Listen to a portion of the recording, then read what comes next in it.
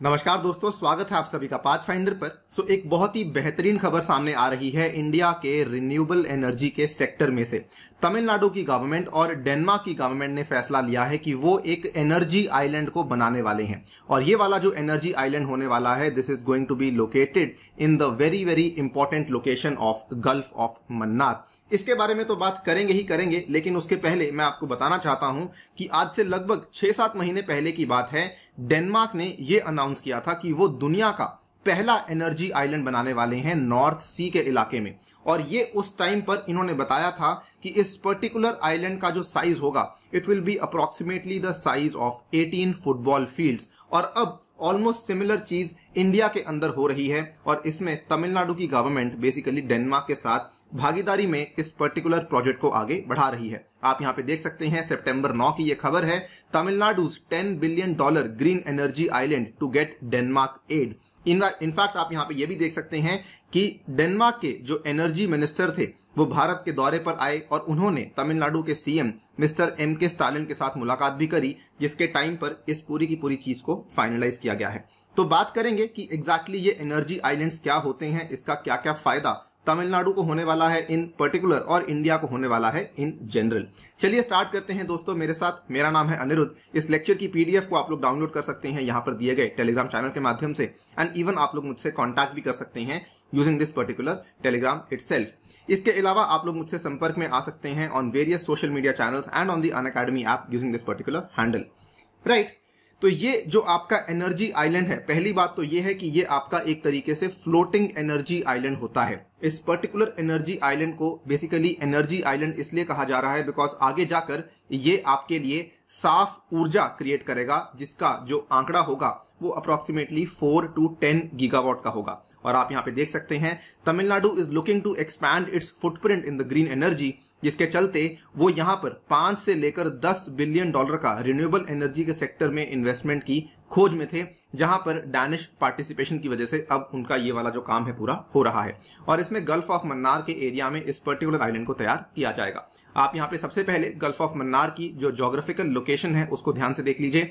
यह है हमारे पूरे के पूरे भारत का मैप और यहाँ पर हमने जूम इन करके दिखाया हुआ है किस तरीके से गल्फ ऑफ मन्नार का जो ये वाला एरिया है ये इस तरीके से पड़ता है, राइट। और यहाँ पर आप देख सकते हैं ये है पाक बे का area and this is the area of Rameswaram. और ये वाली जो बाउंड्री अगर आप यहाँ पे देख पा रहे हैं, ये बाउंड्री पड़ोसी देश श्रीलंका की है। तो ध्यान रखिएगा, गल्फ ऑफ मन्नार पाक बे के थोड़ा सा नीचे आता है and very close to the important city of Tuticorin आपका पड़ जाता है। The gulf of Mannar lies between the west coast of Sri Lanka and the south eastern tip of India. आगे बढ़ने से पहले थोड़ा ये समझना इंपॉर्टेंट है कि असल में एक एनर्जी आइलैंड होता क्या है।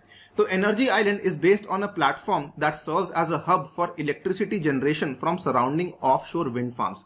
दोस्तों आपको मालूम होगा कि आज से कई साल पहले, in fact to be very precise 2017 की बात है, जब इंडियन गवर्नमेंट ने ये अनाउंस किया था कि कई सारे जो हमारे विंड के फार्म्स हैं उनको हम लोग समुद्र के अंदर, सी के अंदर बनाने वाले हैं। जिसका फायदा क्या होगा कि वहां पर एक तो लैंड एक्विजिशन की दिक्कत नहीं होगी एंड बड़ी बात वहां पर जो हवाएं चलती हैं बहुत तेजी से, उसकी वजह से विंड का जो आपका जनरेशन है वो भी काफी ज्यादा बढ़ सकता है।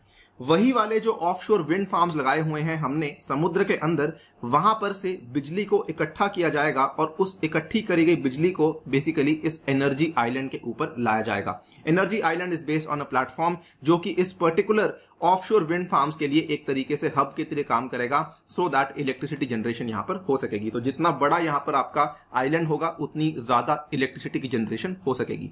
और सेपरेट नोट बताना चाहूंगा कि ऑफशोर विंड फार्म्स के केस में गुजरात और तमिलनाडु दो ऐसी स्टेट्स हैं जो कि काफी बेहतरीन परफॉर्म कर रही हैं आज के टाइम में। नाउ एक सवाल यह भी मन में आता है कि इसको फ्लोटिंग क्यों बनाया गया है। तो डेनमार्क के द्वारा बहुत ही बेहतरीन एक्सप्लेनेशन दी गई है। बेसिकली फ्लोटिंग विंड पार्क को बनाने का पर्पस यह है क्योंकि विंड पैटर्न्स जो हैं वो चेंज होते रहते हैं, क्योंकि विंड डायरेक्शन चेंज होती रहती है, इसीलिए फ्लोटिंग पार्क को बनाना एक ज्यादा वायबल ऑप्शन है। यानी कि जब आप चाहें तो उसकी डायरेक्शन को चेंज कर सकते हैं depending upon the wind direction, so that आपकी जनरेशन कैपेसिटी उतनी ही बढ़ सके। आप यहां पे देख सकते हैं ये डेनमार्क के एनर्जी मिनिस्टर हैं जिनका नाम है मिस्टर डैन हॉर्गेनसन।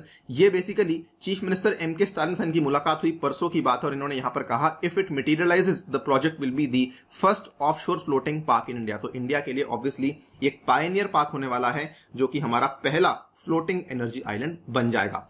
ये पूरा का पूरा जो प्रोजेक्ट है दोस्तों, पिछले साल की बात है, इंडिया और डेनमार्क के बीच में एक वर्चुअल समिट हुई थी और इस पर्टिकुलर समिट में इंडिया ने डेनमार्क के साथ साइन किया था ग्रीन स्ट्रैटेजिक पार्टनरशिप। आपको बताना चाहूंगा, डेनमार्क इंडिया का पहला ग्रीन स्ट्रैटेजिक पार्टनर है और ये वाली पार्टनरशिप हमने साइन करी थी between PM Narendra Modi and Danish counterpart Mette Frederiksen. आप यहाँ पे देख सकते हैं, ये दोनों की मीटिंग हुई थी और ये अप्रोक्सीमेटली पिछले साल सितंबर की बात है। आप डेट भी देख सकते हैं, 28 सितंबर 2020 की बात है जब ये वाली मीटिंग हुई थी और इस पर्टिकुलर पार्टनरशिप को साइन किया गया था। तो उसी पार्टनरशिप के तहत ये वाला प्रोजेक्ट अब आगे बढ़ाया जा रहा है। इसका फायदा तमिलनाडु और इंडिया के लिए क्या होने वाला है? ऑब्वियसली तमिलनाडु के प्रदेश में बहुत ज्यादा इन्वेस्टमेंट आने वाली है, अप्रोक्सीमेटली 5 to 10 बिलियन डॉलर्स की। एंड इनफैक्ट आगे जाके ये भी कहा जा रहा है कि Tamil Nadu might go on to become the manufacturing hub of the offshore wind turbines. तो ये चीज के लिए ऑब्वियसली कई सारा यहाँ पे नया रोजगार भी क्रिएट हो जाएगा। आपको बताना चाहूंगा, तमिलनाडु एक ऐसी स्टेट है जो कि काफी तेजी से इसकी तरफ पुश कर रही है। जो इनकी आज की डेट में डिमांड्स हैं वो लगभग 1.32 ट्रिलियन की हैं और इनका काफी ज्यादा निर्भरता डेनमार्क के ऊपर है कि आगे जाके डेनमार्क इनकी कंट्री के अंदर, इनकी स्टेट के अंदर डेफिनेटली निवेश करेगा। इनफैक्ट अगर आप देखें, डेनमार्क की कई सारी ऑलरेडी कंपनीज हैं जो कि तमिलनाडु के अंदर निवेश कर चुकी हैं। The approximate value of Danish investments in Tamil Nadu between January 2003 and 2021 is estimated at around $750.72 million. तो उस हिसाब से काफी अच्छी इन्वेस्टमेंट ऑलरेडी डेनमार्क कर चुका है।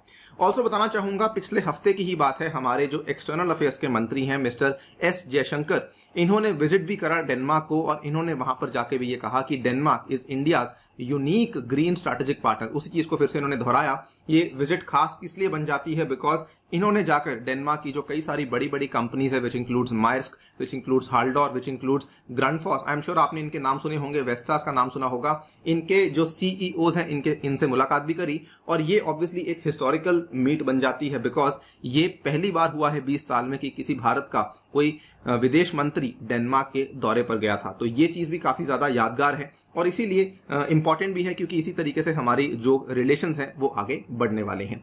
तो फिलहाल के लिए दोस्तों वीडियो में इतना ही, but definitely I think it's a very very amazing news coming from the state of Tamil Nadu. जाने से पहले बताना चाहूंगा, अगर आप लोग अनअकैडमी से यूपीएससी आईएएस की तैयारी करना चाहते हैं तो कॉम्बो प्राइजेस दोस्तों बढ़ने वाले हैं बहुत ही जल्द। इस महीने में अनअकैडमी एनुअल प्राइस हाइक करने वाली है। Remember to use the code ANIUPSC to get the maximum possible discount and also ये वाले सारे के सारे बेनिफिट्स आपको मिल जाएंगे। इतना ही नहीं, 15 सितंबर यानी कि आने वाले वेडनेसडे से जो लोग 2022 और 23 की तैयारी कर रहे हैं उनके लिए स्पेसिफिक बैचेस को शुरू करवाया जा रहा है और मेरे द्वारा भी ये सारे के सारे बैचेस आपको अवेलेबल करवा दिए जाएंगे। इसके अलावा कॉम्बैट में हिस्सा लेना बिल्कुल ना भूलें आने वाले रविवार के दिन using the code ANIUPSC। Thank you for listening, stay tuned and stay safe.